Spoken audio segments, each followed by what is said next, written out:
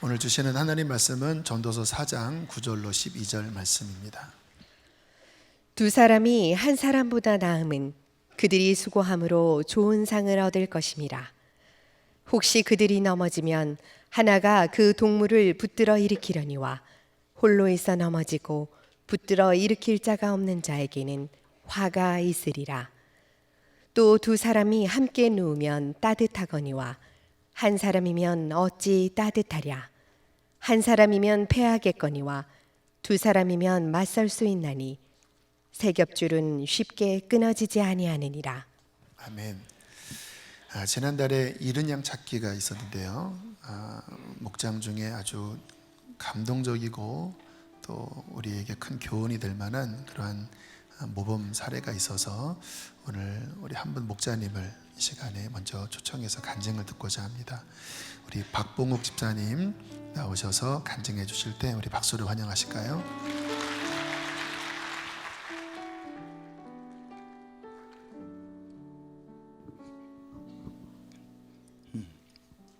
저희 집에는 아내와 할머니가 함께 살고 계십니다. 할머니께서는 9년 전 알츠하이머에 걸리셨습니다. 아내의 고모님이 할머니를 모시고 계셨는데 할머니의 치매 증상이 더 심해지셔서 요양원으로 보내고자 하셨습니다. 친정 식구들의 구원을 위해 기도해 왔던 아내는 할머니의 영혼 구원을 위해서 할머니와 함께 시간을 보내기로 했습니다. 아내는 할머니를 주중에 집으로 모셔와 돌보고 주말에는 고모님 댁으로 모셔다 드렸습니다. 날마다 할머니에게 복음을 전하며 전도했는데 할머니께서는 영접 기도를 따라 하셨다가도 금방 모든 것을 잊어버리셨습니다. 4년째 할머니는 같은 복음을 매일 새롭게 처음처럼 듣고 계십니다. 아내에게는 가족 구원에 대한 아픔이 있습니다. 장인 어른께서 혈관성 치매로 4년간 요양원에 계시다가 재작년에 소천하셨습니다. 복음도 전하고 기도도 해드렸지만 구원을 받으셨다는 확증이 없어서 아내가 많이 낙심하며 아파했습니다. 주님의 인도하심을 따라 작년에 할머니를 아예 집으로 모셔오게 되었습니다. 할머니의 치매는 더 심해지셨고 6개월 전에는 낙상으로 인한 흉추골절로 누워서만 지내게 되셨습니다. 지금은 기억도 사라지고 대소변도 전혀 조절할 수 없는 상태이십니다. 이번 잃은 양 찾기에 대해 목장 예배 시간에 듣고 한 주간 기도하면서 할머니가 잃은 양이시고 할머니를 잃은 양 초청 주일에 모시고 가야겠다는 마음을 받았습니다. 몇 주간 목장 식구들과 잃은 양에 대해 이야기 나누면서 우리 주변에 잃은 양, 병든 양, 헤매는 양들이 너무나 많이 있음을 알게 되었습니다. 목장 예배를 통해 서로 격려하며 더 힘을 얻으면서 각 가정마다 품은 영혼들을 위해 함께 기도하며 준비했습니다. 누워서 지내시는 할머니를 모시고 가야 했기 때문에 성경 속에 나오는 중풍병자를 침상채 메고 가려는 간절한 마음으로 기도했습니다. 목장 식구들도 함께 기도하며 할머니를 위한 적당한 간이 침대나 휠체어를 알아보기로 했습니다. 목자님의 도움으로 할머니에게 맞는 휠체어를 찾아 대여할 수 있었습니다. 그 휠체어는 가지고 있던 휠체어보다 더 크고 뒤로 젖힐 수도 있었고 등받이를 분리 조립할 수 있어서 우리 차 트렁크에 간신히 딱 들어갔습니다. 자동차와 휠체어가 중풍병자의 현대판 침상이라는 생각이 들었습니다. 주일 전날에 아내는 금식 기도를 했고 할머니께는 예수님 영화와 목사님 설교를 계속 틀어드렸고 할머니 앞에서 찬양도 불러드렸습니다. 할머니는 몇 초 만에 다 잊어버리셨지만 내일 교회에 가는 날이라고 반복해서 말씀드렸습니다. 드디어 잃은 양 찾기 주일, 여러 상황을 고려하여 할머니를 산부 예배에 모시고 가기로 했습니다. 아내는 할머니를 집에서 준비시키고 저는 아이들을 청소년부와 유년부에 데려다주고 다시 집으로 모시러 갔습니다. 아파트 지하 주차장에 들어서는데 엘리베이터 입구 바로 앞에 한 자리가 비어 있었습니다. 할머니를 휠체어에 태우고 내려와서 자동차 문을 활짝 열고서 할머니를 편히 태울 수 있었습니다. 주님이 예비하셨다는 생각에 감사했습니다. 교회로 가는 길에 차량이 정체되어 서 있으면서 교회 주차장에 자리가 없을까 걱정이 되었고 마음이 다급해졌습니다. 중풍병자를 예수님께 데려가기 위해서 정말 지붕이라도 뜯었겠구나 싶었습니다. 교회 식당 옆 주차장으로 향했는데 지하 1층 엘리베이터와 가장 가까운 곳에 한 자리가 또 비어 있었습니다. 휠체어를 꺼내어 조립하고 차 옆에 가져와 할머니를 들어 앉혀드리고 기다리고 있었던 목은 4명과 함께 휠체어를 들어 보도블록 턱 위로 올리는데 중풍병자 침상에 내 모퉁이를 들고 갔을 사람들의 모습이 그려졌습니다. 그리고 할머니가 교회에 오는 길을 주님께서 모두 예비해 두셨다는 생각이 되었습니다. 그렇게 3부 예배를 시작하는 시간에 맞춰 늦지 않게 예배당에 들어갈 수 있었습니다. 할머니 옆에 앉아 주님께 간절한 고백의 기도가 남았습니다. 주님, 저희가 할 수 있는 것은 여기까지입니다. 저희는 아무것도 할 수가 없습니다. 주님만 하실 수 있습니다. 눈물이 쏟아졌습니다. 간절한 마음으로 예배를 드리고 돌아가는 길에 담임 목사님께서 할머니를 위해 안수 기도를 해주셨습니다.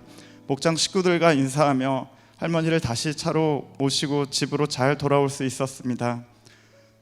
이번 잃은 양 찾기를 통하여 주님께서 한 영혼을 구원하시고 회복시키시는 일을 가장 기뻐하신다는 것을 느끼며 그 길을 인도하시고 역사하신다는 것을 보게 되었습니다.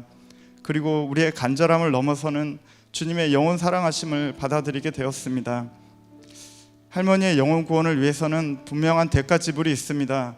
여전히 복음을 잊어버리시고 자신의 죄를 생각조차 할 수 없는 상태일지라도 소망을 잃지 않고 계속 복음을 전하여 잠시라도 할머니의 정신이 돌아와 예수님을 믿고 회개하여 천국 가시기를 기도할 것입니다. 할머니를 간병하는 시간을 통하여 한 영혼을 향한 주님의 심정을 깨닫게 해주시고 예수님의 십자가 희생을 이전보다 더 열어 보여주시니 감사합니다. 수고와 눈물이 따르더라도 주님께서 공급하시는 힘으로 인내하며 잘 감당하여 주님의 뜻이 이루어지기를 원합니다. 주님의 때에 영혼을 구원하시는 주님을 믿습니다. 잃은 양 찾기를 통하여 주님의 마음을 부어주심을 감사드리며 주님의 말씀으로 간증을 마치겠습니다. 너희 안에 착한 일을 시작하신 이가 그리스도 예수의 날까지 이루실 줄을 우리는 확신하노라. 아멘. 감사합니다. 아멘. 감사합니다. 네, 참 마음 감동되는 지극한 정성이 느껴지는 그러한 간증이었습니다. 근데 제가 오늘 왜 이 간증을 부탁을 드렸냐면 이 사역을 어디서 했는지를 주목해 보십시오 하는 마음으로 이 간증을 설교 앞에 세웠습니다. 개인이 한 게 아니라 목장에서 했습니다. 목장에서 함께 마음을 쏟고 함께 기도하고 또 함께 할머니 휠체어를 나르면서 할머니 영혼이 구원받도록 그렇게 목장에서 이 일을 섬긴 것이죠. 신앙생활이 무엇인가 오늘 좀 그 의미를 다시 한번 점검해 보려고 하는데 신앙생활은 혼자 하는 게 아닙니다. 요즘은 시대가 개인주의적 시대이고 또 PC, 휴대폰, 그래서 인격적인 관계 없이 인터넷을 통해서 그렇게 신앙생활을 영위해 가려고 하는 분들이 적지 않게 계셔요. 근데 신앙생활은 혼자 하는 게 아니라 나를 알고 내가 아는 그러한 인격적 관계 속에서 서로 사랑하면서 함께 도와가면서 하는 것이 신앙생활이에요. 성경에 보면 서로라고 하는 말씀이 아주 굉장히 많이 나옵니다. 서로 돌아보라, 서로 사랑해라. 이러한 인격적인 관계를 가질 수 있는 곳이 어딜까? 목장입니다. 목장은 10명 내외의 성도들이 모여 그러한 인격적 관계를 맺고 교제하고 사랑하고 또 어려울 때 기도하면서 그러한 공동체를 이루는 곳이에요. 저는 제 목회에 있어서 이 목장을 아주 핵심 중에 핵심으로 생각해요. 그래서 수요 저녁 예배도 오전 중보기도로 바꾸고 저녁은 목자님들, 지역장님들 모임으로 바꾼 이유는 이분들이 바르게 서야 목장이 바르게 서고 목장이 건강한 게 결국 신앙의 핵심적인 요소이기 때문에 나는 이 방향으로 목회하겠다 하는 마음으로 그런 조정을 한 것입니다. 우리가 이 땅을 살면서 많은 어려움도 있고 또 영적인 시험도 많이 있는데 공동체가 있다고 하는 것이 얼마나 중요한지 몰라요. 그 공동체는 무엇입니까? 나를 알고 내가 아는, 사랑하고 서로 중보해 줄 수 있는 그러한 공동체. 오늘 본문이 그 공동체의 능력에 대해서 가르쳐 주고 있는데요. 전도서 4장 9절 함께 읽어보실까요? 시작. 두 사람이 한 사람보다 나음은 그들이 수고함으로 좋은 상을 얻을 것입니다. 백지장도 맞들면 낫다, 그 속담인 거죠. 함께 연합할 때 좋은 보상이 있다라는 거예요. 혼자 하는 것보다. 10절 말씀도 함께 읽겠습니다. 시작. 혹시 그들이 넘어지면 하나가 그 동물을 붙들어 일으키려니와 홀로 있어 넘어지고 붙들어 일으킬 자가 없는 자에게는 화가 있으리라. 우리가 이 땅을 살아가다 보면 뜻하지 않은 어려움이 오잖아요. 시험도 들고 낙심도 되고. 근데 그렇게 흔들거릴 때 또는 쓰러질 때 나를 붙들어 일으킬 수 있는 공동체가 있는 것이 복이라는 거예요. 근데 내가 어느 날 쓰러졌는데 아무도 나에게 다가와 손을 내미는 자가 없다면, 그러한 공동체가 없다면 화가 있다고 말씀을 하죠. 11절 12절 함께 읽겠습니다. 시작. 또 두 사람이 한 사람이면 어찌 따뜻하랴. 한 사람이면 패하겠거니와 두 사람이면 맞설 수 있나니 세 겹줄은 쉽게 끊어지지 아니하느니라. 혼자서는 체온이 보온이 안 됩니다. 그러나 함께 부둥켜 안으면 온도가 올라가요. 혼자 어려움을 당하면 이기기 힘들지만 옆에서 누군가 함께 울어주면, 기도해주면, 어깨동무를 해주면 이길 힘이 생기죠. 아프리카 속담에 빨리 가려면 혼자 가고 멀리 가려면 함께 가라. 우리의 신앙생활은 혼자 빨리 달려가는 게 아니라 함께 손에 손을 잡고 멀리 천성을 향하여 가는 순례의 길입니다. 그러므로 이 멀리 가는 순례의 길에 공동체는 필수 불가결한 그러한 요인이 되는 것이죠. 여러분, 하나님은 혼자 신앙생활 하라고 하지 않으셨어요. 예수님께서 십자가 지실 때 내가 교회를 세운다고 하신 말씀은, 교회는 이러한 예배당이 아니라 믿는 자들의 공동체거든요. 그러니까 하나님의 계획은 혼자 신앙생활을 하는 게 아니라 나를 알고 내가 아는, 서로 사랑하여 기도해 줄 수 있는 그러한 연합체로 신앙생활을 하도록 하셨어요. 그게 교회 생활이에요. 주일에 예배 나오는 게 교회 생활이 아니라 관계성 속에서 하나님을 섬기는 것이 교회 생활인데, 이와 같은 사랑의 관계를 구현할 수 있는 곳이 바로 목장이라는 거예요. 이런 대예배는 아쉽게 서로 관계성이 없습니다. 예배 끝나고 나가는 모습과 극장 상영 끝나고 나가는 모습이랑 되게 비슷해요. 그게 어떻게 관계성이 있는 모습입니까? 물론 예배가 중요하지요. 그러나 신앙에 교제가 없다면, 인격적 관계가 없다면 그 신앙은 중요한 기둥이 빠진 거라 이게 건강하게 자라지 못하고 약화되기가 쉬워요. 그렇기 때문에 저는 이 목장을 저희 목회의 핵심 가치로 생각하고요. 교회에 등록하면 반드시 1:1 양육뿐만 아니라 목장에 들어가도록 권유를 받습니다. 만약에 목장에 들어가지 않으면 수료가 안 됩니다. 왜냐하면 수료할 때 영적 가족들이 나와서 꽃다발도 주고 축하해 주잖아요.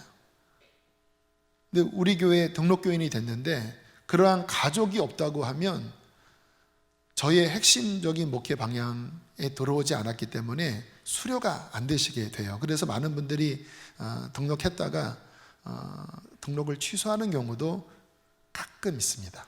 많지는 않아요. 가끔 있어요. 근데 그렇게 이제 좀 부담을 갖다가 뭐 그래도 어쨌든 교회에서 하라고 하니까, 그래서 목장에 들어가는 분들이 하시는 말씀이 처음에는 굉장히 부담스러웠는데 한 번, 두 번 목장을 참여하면서 이분들이 공동체를 경험하게 되는 거예요. 이 세상에서 뭐 술 마시고 뭐 노래방 가고 뭐 거기서 경험할 수 없는, 와, 이게 영적 가족이구나. 그런 나눔을 가질 때 뭔가 맛이 있구나. 그래서 그런 분들 보면요, 처음에는 이렇게 설교가 좋아서 등록하셨다가 나중에는 목장이 좋아서 계속 교회에 남아 계세요. 어느 때는 뭐 제가 마음에 안 들어서 교회를 나가려고 하지만 내가 목장 때문에 안 나간다, 뭐 이런 이야기도 하셔요. 맞는 말씀이에요. 가족이니까. 성경은 이렇게 믿는 자들의 사랑의 연합에 대해서 이렇게 축복을 하고 계십니다. 시편 133편 1절입니다. 함께 읽어보실까요? 시작. 보라, 형제가 연합하여 동거하니 어찌 그리 선하고 아름다운고.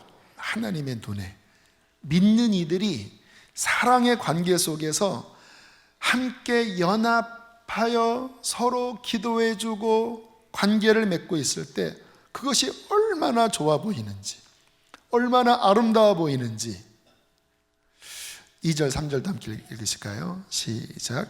머리에 있는 보배로운 기름이 수염 곧 아론의 수염에 흘러서 그의 옷깃까지. 잠깐만요, 이거는 그 아론이 대제사장 첫 번째잖아요. 처음에 임직식을 받을 때 순결한 올리브유, 성령의 임재를 상징하는 올리브유를 부었어요. 그때 그 머리로부터 순결한 올리브유가 수염 옷깃까지 흘러내리는 그 거룩하고 아름다운 모습, 그 모습이 믿는 자들의 연합 속에서 그것이 흐른다라는 거예요. 성령의 기름 부으심이. 3절 읽겠습니다. 시작. 헐몬의 이슬이 시온의 산들에 내림 같도다. 거기서 여호와께서 복을 명령하셨나니. 이 헐몬산은 이스라엘 최북단에 있는 우리나라의 백두산 같은 산인데 백두산보다 더 높아요. 3,000 몇백 되는 그러한 높은 산인데 거기에 만년설도 있고요. 거기서부터 쌓인 그 눈이 여름에 흘러내리면서 그 이스라엘 전역에 그 어떤 물줄기를 공급한다고 그래요. 주로 이제 지하수로 흘러내려가는데 그 지하수가 흘러내려가다가 탁탁 터지는 데가 있는데 그 중에 한 군데가 엔게디입니다. 저희 엔게디 카페 그 사진 보면 중간에 이렇게 오아시스가 있는데 거기가 엔게디예요. 신기합니다. 갑자기 땅에서 물이 막 솟아나와서 막 이렇게 폭포를 막 이루어요.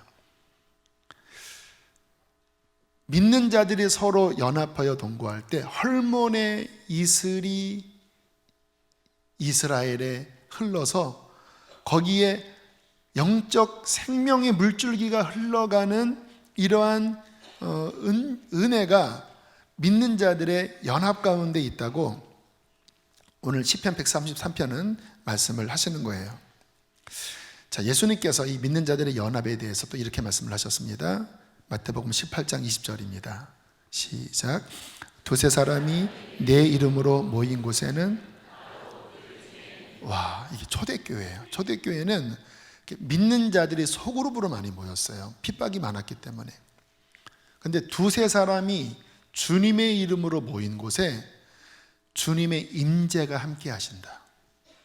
카리스마 넘치는 목회자, 뭐 휘황찬란한 그러한 예배당에서만이 아니라 두세 사람이 내 이름으로 동거하여 연합하는 그곳에 주님의 임재가 아론의 수염에 흘러내리는 기름처럼, 헐몬의 이슬이 이스라엘을 적시는 것처럼 그렇게 주님의 임재가 함께 하신다라는 거예요. 또 18장 19절입니다. 읽겠습니다. 시작. 땅에서 합심하여 무엇이든지 구하면 하늘에 계신 내 아버지께서 그들을 위하여 이루어지게 하시리라. 그렇게 사랑하는 성도들이 함께 모여 한 마음으로, 형제가 어렵고 힘들 때 사랑하면 한 마음이 되잖아요. 그렇게 사랑의 합심 기도를 드리면 그것에 함께 하신 주님께서 이루어지도록 응답의 역사를 주신다는 거예요. 그래서 진정한 중보 기도는 실은 관계성이 있어야 하고 사랑이 담겨져야 되는데, 그것은 가족 안에서 이루어지는 거예요. 영적인 가족, 목장 안에서. 물론 우리가 목장 모임 하다 보면 사람이 다 부족하고 죄인들이기 때문에 어쨌든 또 문제가 생기더라고요. 관계 안에 어려움도 있고, 또 목자님에 대한 불만이 생기기도 하고.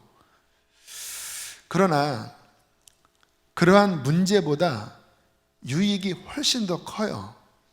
왜냐하면 그 안에 하나님이 임재하시기 때문에 부족함이 있지만 결국은 그것을 극복하고 영적인 가족이 형성될 때 문제보다 훨씬 큰 유익을 얻을 수 있는 것입니다.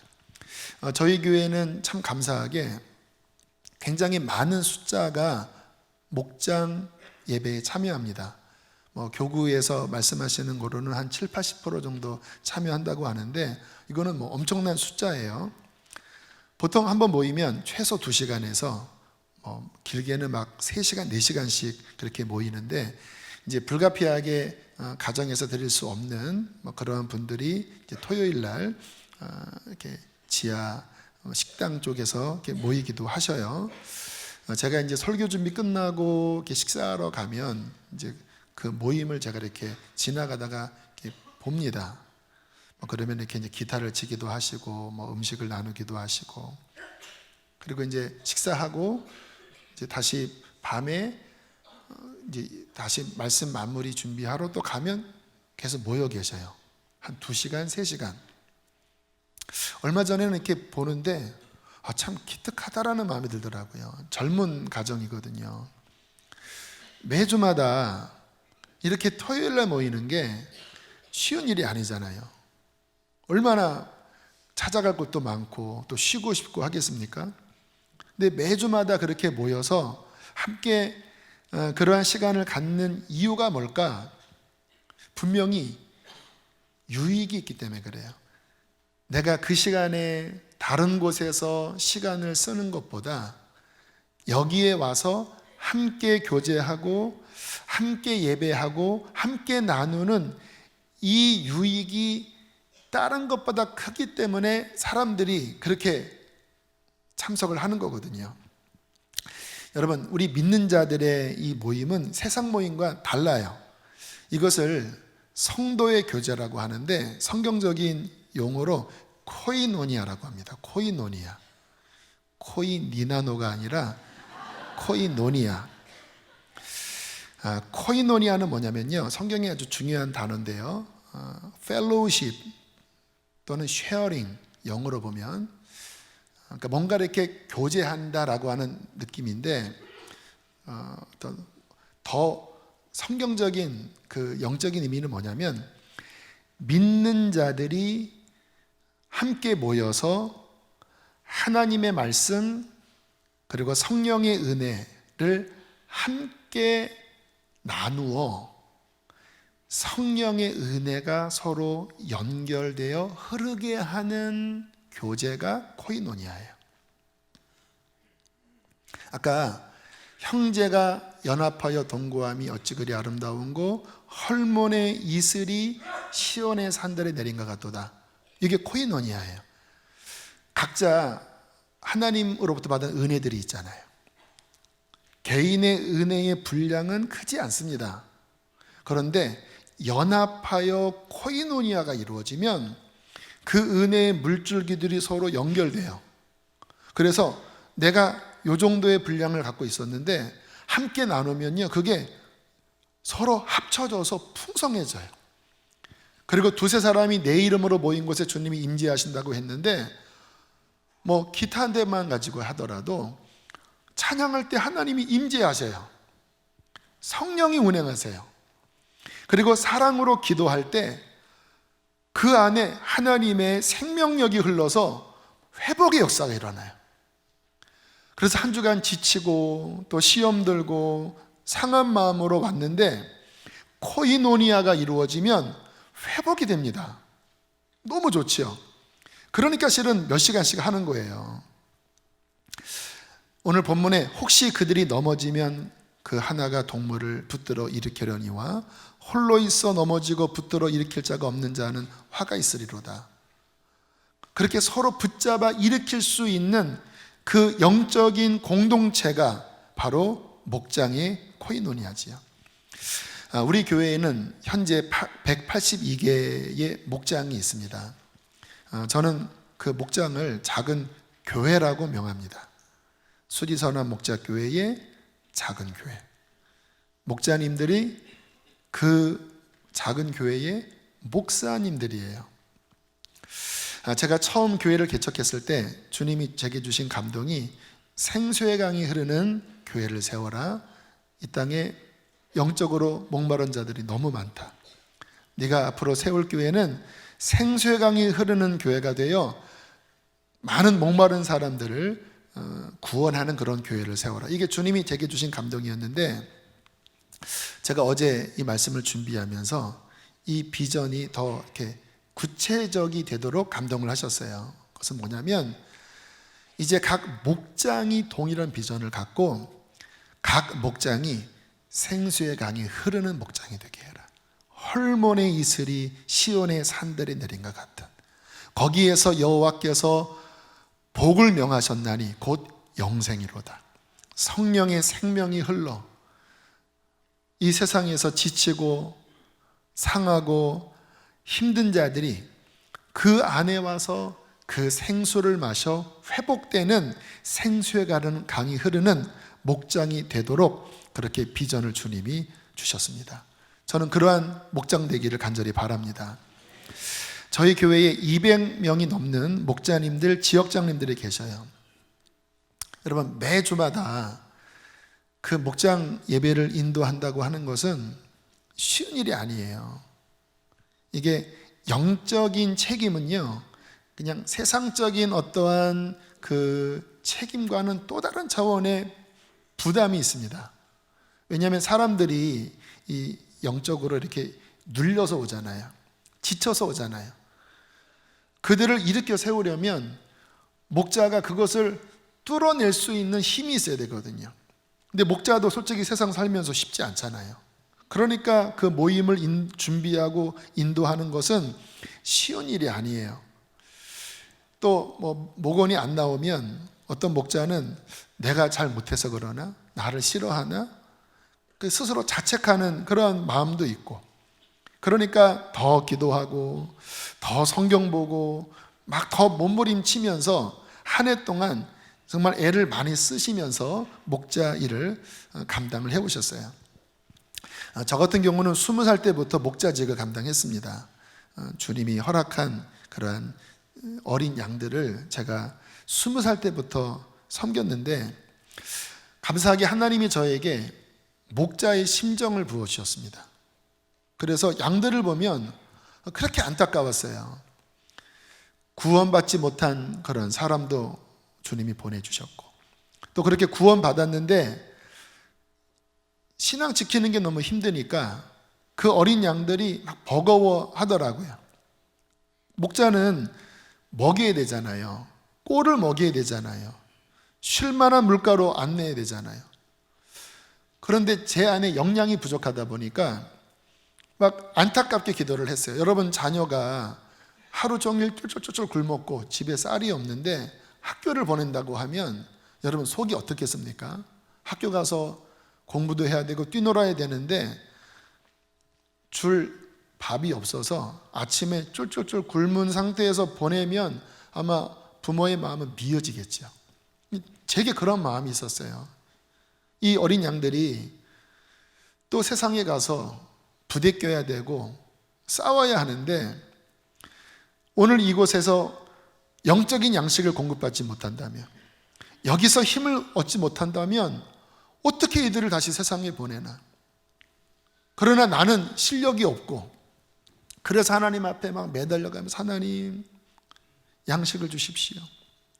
주인님 양식을 주세요. 곳간의 양식을 주세요. 저에게는 양식이 없습니다. 주님이 보내주신 이 양들이 그냥 쫄쫄쫄 굶은 상태에서 세상으로 돌아가는 것을 저는 참아 볼 수 없습니다. 그렇게 막 기도하다 보면 눈물도 나고 안타까운 마음도 들고, 그러면 또 주님께서 성령의 은혜를 주셔서 말씀을 전하기도 하고, 또 구원받지 못한 사람들이 오면 막 살려달라고 하나님 앞에 몸부림쳤을 때 하나님이 그들을 구원하는 은혜를 그렇게 누렸는데, 그동안 이 목자직이 분명히 저에게는 쉽지 않은 짐이었지만 실은 이 목자직을 통해서 받은 은혜가 훨씬 더 커요. 제가 만약에 이 목자를 하지 않았다면 아마 저는 정말 집사 정도, 그냥 예배당 왔다 갔다 하는 아마 그 정도에서 멈췄을 것 같아요. 또 목자를 하다 보니까 더 하나님의 마음도 배우고, 그리고 저 자신도 큰 은혜를 받았습니다. 한 해를 그렇게 고군분투하시면서 목자님, 지역장님들이 달려왔는데 제 마음 안에 실은 그분들을 격려하라고 하는 마음을 주셔서 오늘 이 말씀을 전하는 거예요. 이 가운데 우리 목자 지역자님들 계시면 잠깐 이렇게 손을 부끄러워하지 마시고 이렇게 지금 들어보실까요? 이렇게 우리 그분들에게 따뜻한 격려의 박수 좀 해주시기 바랍니다.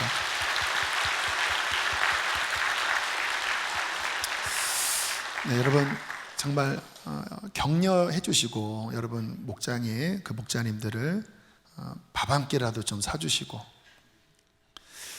저는 어떻게 이 목자님들, 지역자님들을 격려할까? 말씀으로 격려해야 되겠다. 베드로전서 5장 3절 4절 함께 읽어보실까요? 시작. 맡은 자들에게 주장하는 자세를 하지 말고 양무리들의 본이 되라. 그리하면 목자장이 나타나실 때에 시들지 아니하는 영광의 관을 얻으리라. 목자직을 잘 감당하면 목자장이신 예수님도 목자시래요. 그 목자의 장이신 우리 주님께서 오시는 그날 영광의 면류관, 시들지 않은 영광의 면류관, 수고했다 하시면서 이 상을 주신다고 말씀하십니다. 저는 이 말씀으로 목자님들을 격려합니다. 꼭 이 상을 받게 되시기를 축복합니다. 각 목장의 말씀을 드려요. 목장에서는 코이노니아를 하셔야 돼요. 코이노니아는 뭐라고 그랬죠? 믿는 자들의 신령한 영적인 교제, 말씀으로 교제하고 기도로 교제하고, 또 오늘 간증처럼 잃은 양을 찾기 위하여 함께 힘쓸 때 그 목장에 순결한 성령의 기름 부으심이 임하는 거거든요. 그래서 목장은 코이노니아를 하는 곳이에요. 성령의 움직임이 있는 곳이에요. 저는 수지선화 목자교회 목장의 건강을 위하여 이것은 하지 말아 주십시오 라고 하는 금지 사항들이 있어요. 몇 가지 말씀을 드릴게요. 금전거래하지 않습니다. 물론 우리가 살다 보면 어려울 때가 있어요. 그때 우리는 어떻게 해야 되죠? 성도로서 도와줘야 돼요. 초대교회도 가난한 자들을 가진 자가 물질을 나누어 도왔잖아요. 그런데 이 부분에 있어서 성경적인 원리는 뭐냐면요, 목장 안에 어려운 분이 있을 때 나에게는 잉여의 어떤 물질이 있어요. 나눌 수 있는 분량에 다 도와줄 수 없지만, 그때 이것을 나누는 거는요, 물론 빌려줄 수는 있지만 받지 않을 마음으로 드려야 돼요. 사랑의 빛 외에는 지지 말라고 했기 때문에 그것을 받은 분이 나중에 회복되면 돌려드리는 게 도리이지요. 그러나 다시 돌려주지 못할 가능성이 커요. 왜? 어렵기 때문에. 그때는 나눌 때 돌려받지 않을 마음이 있으면 그 정도 분량만큼 나누시는 거예요.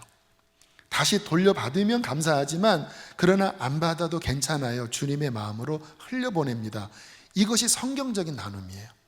근데 그게 아니라 이게 막 금전거래로 막 서로 빌리고 또 못 갚고 그것 때문에 시험 들고 하는 그러한 관계로 흘러가면 이제 목장 안에서 시험이 듭니다. 왜? 나는 받을 줄 알았는데 안 주니까 은혜가 되는 게 아니라 갈등이 생기잖아요. 그래서 그런 류의 금전거래는 안 하고, 그러나 정말 도울 때는 받지 않을 마음으로 흘려보내는, 이것을 저희 교회에서는 원칙으로 삼습니다. 두 번째, 회원가입에 물품 판매하지 않습니다.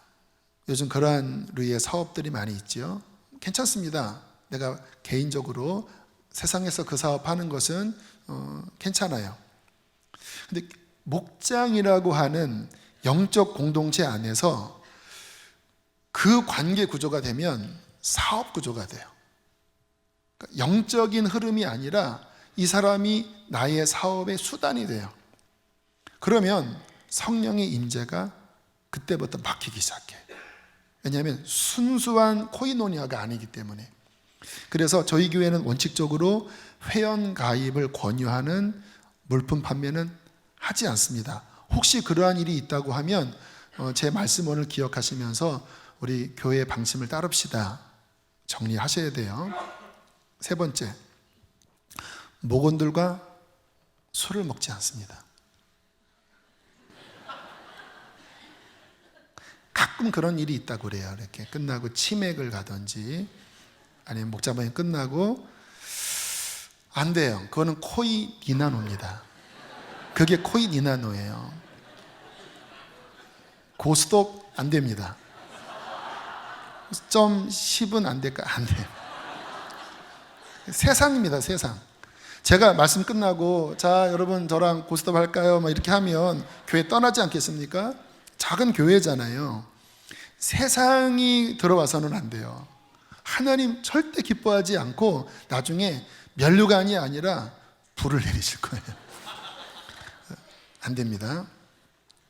마지막으로 요즘 나라에 대한 걱정이 참 많아요. 우리도 7.14 민족기도를 지금 하고 있습니다. 그래서 저는 수요일에 조금 더 구체적으로 나라의 이슈를 가지고 기도하고요. 또 화요일은 아예 민족 중보도 있어요.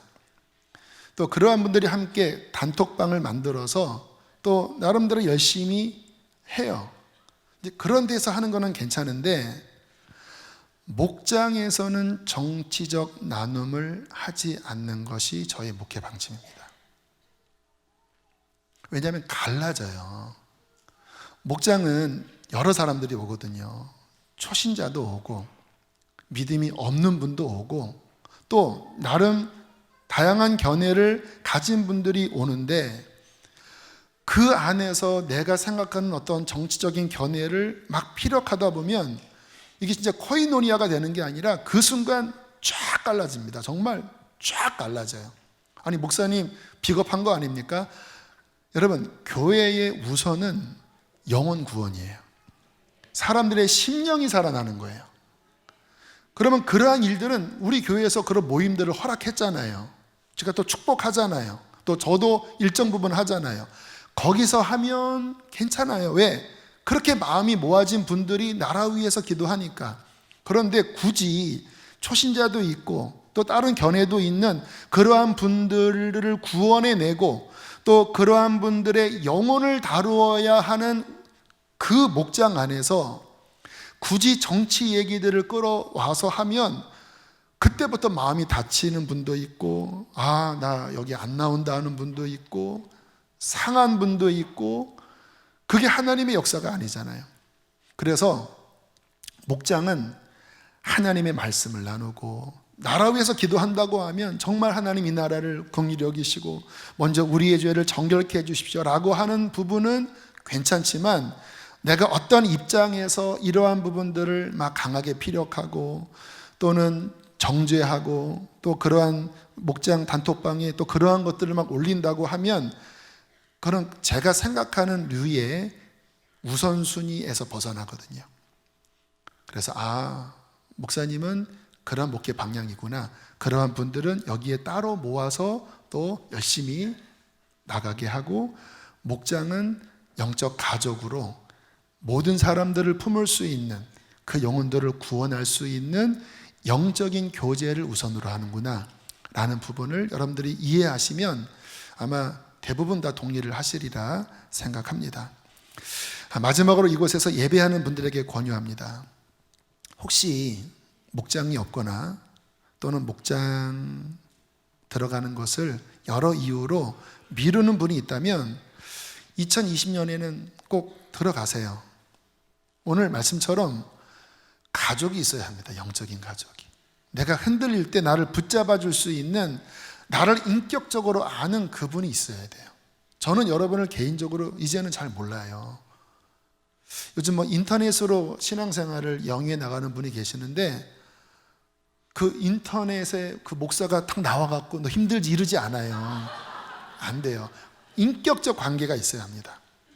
그래서 그러한 분들은 다시 한번 마음을 정하셔서 정말 나의 몸, 나의 가족, 나의 공동체, 그 안에서 부족하지만 함께 손에 손을 잡고 저 천국을 향하여 함께 순례의 길을 끝까지 갈 수 있는 우리 모든 목장, 또 목원, 또 교인 되시기를 주의 이름으로 축복합니다.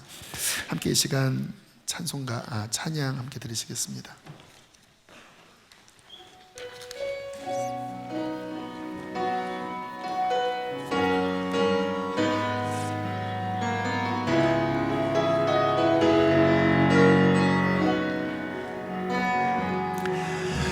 우리에겐 소원이 하나 있네. 주님 다시 오실 그날까지 우리 가슴에 새긴 주의 십자가 사랑, 나의 교회를 사랑케 하네. 그 교회가 바로 목장입니다. 주의 교회를 향한 우리 마음, 희생과 포기와 가난과 고난, 하늘며 주는 쫓아 우리 막을 수 없네. 우리 교회는 이 땅에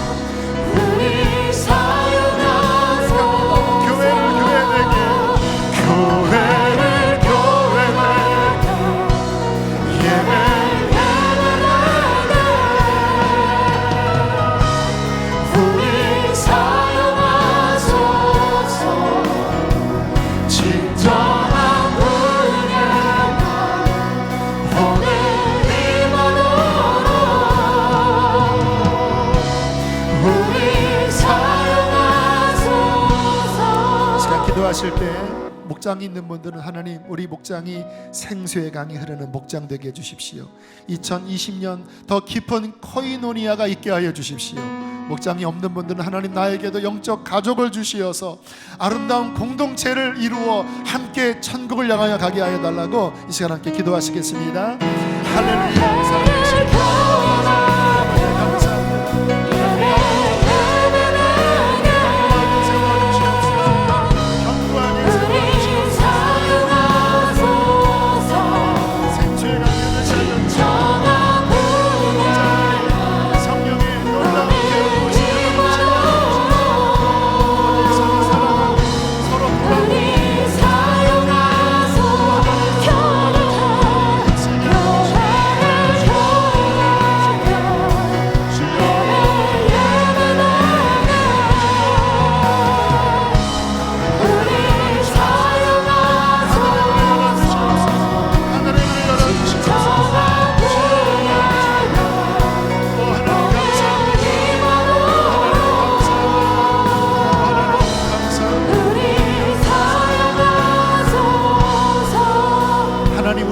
영적인 가족을 주시니 감사합니다.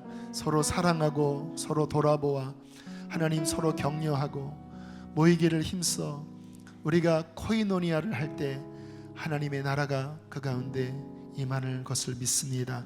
그렇게 2020년도 생수의 강이 흐르는 목장교회를 세우게 하여 주십시오.